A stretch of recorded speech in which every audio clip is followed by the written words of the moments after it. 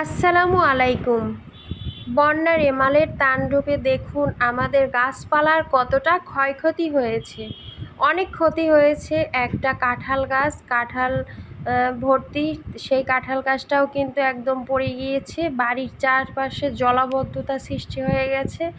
এই যে দেখতেই পাচ্ছেন, মনে হয় যেন কেউ কেটে নিচে ফেলে রেখেছে।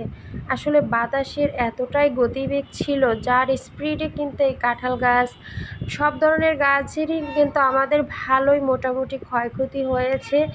এতটা ভয়াবহ আকার যে ধারণ করবে বন্যা, আগে তো কখনো ভাবতেই পারিনি।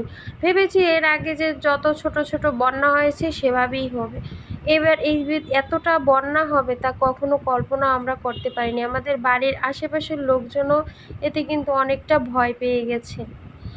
ছোট ছোট প্রাণীগুলোর যে কি অবস্থা কি বলবো, অনেক বিড়াল কিন্তু মরেও গিয়েছে। আমরা অনেকগুলো বিড়াল পালি বলতে এদের প্রতিনিয়ত খাবার দাবার দেই। এবার দেখাবো আমার ক্ষেতটা। আমি একটা মেয়ে মানুষ হয়ে ছোট একটা ক্ষেত দিয়েছি। আপনারা যারা আমার নিয়মিত ভিডিও দেখে থাকেন তারা অবশ্যই জানেন। প্রায় এই ক্ষেতে আমি চাষাবাদ করে থাকি। এখানে কিন্তু বিভিন্ন ধরনের আমড়া চারা লাগানো হয়েছে। তারপর দেখুন সামান্য তুলসী গাছটাকেও কিন্তু রেমাল ছেড়ে দেয়নি। আর ক্ষেতের ভিতরে দেখুন কতটা জলাবদ্ধতা সৃষ্টি হয়েছে। এর ভিতরে কিন্তু ঢেঁড়স গাছ ছিল, বরবটি গাছ ছিল, তারপর চুনাকুমার গাছ ছিল। আর এই যে দেখুন কতটা ক্ষতি হয়েছে। এখানে একটা আমড়া গাছ মাটি ডেবে গিয়ে গাছটা একদম হেলান দিয়ে পড়ে গেছে। একটা আমড়া গাছ ধরাতে যে কতটা কষ্ট, সহজে কিন্তু একটা আমড়া গাছ ধরানো যায় না।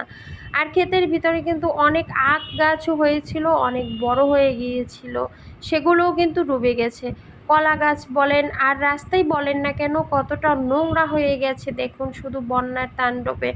এরকম আমাদের 7 থেকে 8টার মতন পেঁপে গাছ পড়ে গিয়েছে, এটাই সবচেয়ে বড় ছিল।